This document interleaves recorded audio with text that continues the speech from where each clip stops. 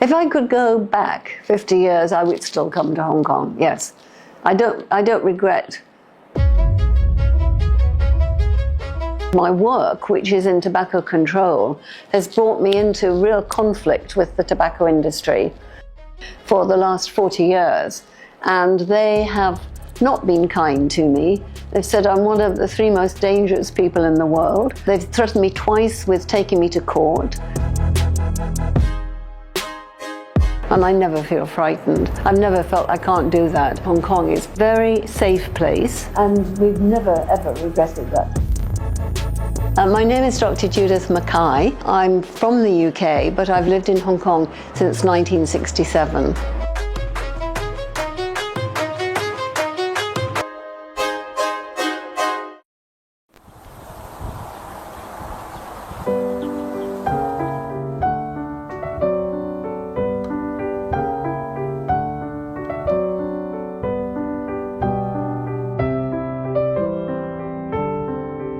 I've got a lot of honorary titles, like with World Health Organization or the universities and things. I still give the lectures, like what I'm preparing now. When you get older in Western countries, people disregard you. You're no longer important. In Asia, they don't do that. They respect you for the work that you do and the positions that you've held, and they still include you in a lot of activities. You're never made to feel in Hong Kong that you are too old or past it or anything like that. That's a very nice place to be for me at the moment. I came to Hong Kong because I had just graduated from the University of Edinburgh Medical School, and I was doing my required 1 year in hospital, and I met a Scottish doctor, Dr. John Mackay, who had been working in Hong Kong, and we got married, so I came out here really because of him.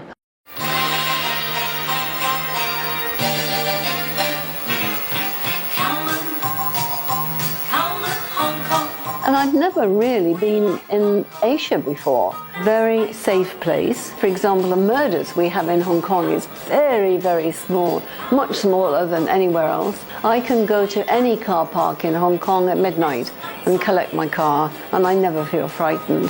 There's not many cities in the world, I would say that. It's got a good education system. It's got a good health system. It's got quite a nice climate. It's not hot the whole year round. It's a good place. Hong Kong is a good place to move to. When I first came, I realized that if I was going to work in the government sector, in the public sector, on the other hand, my work, which is in tobacco control, has brought me into real conflict with the tobacco industry. In the 1980s, they could see their markets in the West beginning to fall. Information was coming out that smoking was harmful. People were beginning to quit. So where are they going to sell their cigarettes? And they just looked east. And my job is to try and stop them. So I work with the government, and I help the governments get the policy, the legislation, the taxation. I talk to school children, I talk to NGO groups and work with them. So I was really spreading the word all around Asia and trying to get governments to do this, I think quite successfully. And so the tobacco industry didn't like that at all. They really did not like that. In fact, the government here at one stage wanted me to have 24-hour police protection. The difference now is that tobacco control has moved from becoming a sort of almost an extreme idea in the 1960s and 70s to being mainstream public health. An army of people working in public health now. And so I'm no longer that sort of lone voice that I was in the 1980s.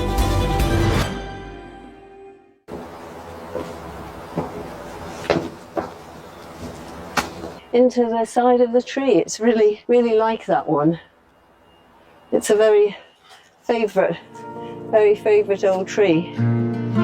1960s riot, we then bought this house, and we just bought it that same day. And it was very, very cheap. So that, I mean, it was, and people thought we were completely mad buying it so far out of town. Now, as history has shown us, it was a very good move. If you haven't got a salary, you can't pay the rents in Hong Kong. You have to have, as an expatriate, you have to have your own house in order to stay on in retirement. Yes, a lot of people left Hong Kong after 2019 and after COVID. I never considered doing that, never once. They are fueled by the media very often, and some people who've left Hong Kong into seeing Hong Kong as very dangerous. There's no freedom of speech. We're living under a brutally repressive regime. And I spend most of my time when I'm in the UK with people saying to me, are you going back to Hong Kong? Is it safe? You know, are you free to speak? Are you going to be locked up? There's this misconception in most of the world that somehow it's a very dangerous place. I think nothing could be further from the truth. I think it's a very safe place to live. China is never going to give up Hong Kong. It's never going to be independent. In my experience, virtually anything you like.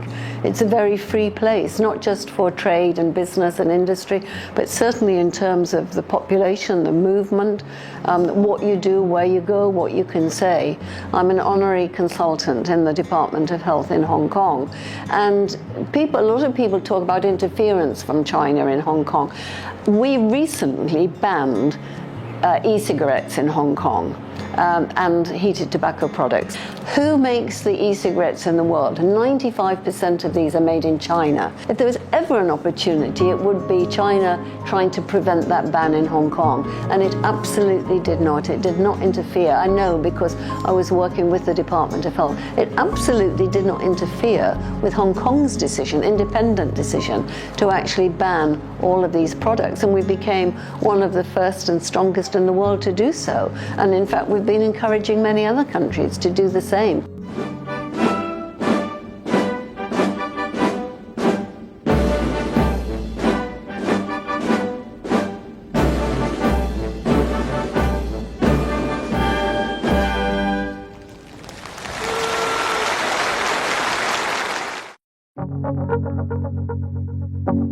Hong Kong does have its problems. We have problems with the care of old people. We have problems with housing. We have problems with young people finding jobs when they leave university. I'm certainly not saying that Hong Kong has no problems, but give me any country in the world that has no problems. There's none. There's no country in the world that is absolutely perfect. When I talked to some of the young students in 2019 who were demonstrating, I said to them, well, in Asia, where would you rather live than Hong Kong? And it was interesting because not a single one of them. I think my advice would be to think carefully about what the benefits of Hong Kong are.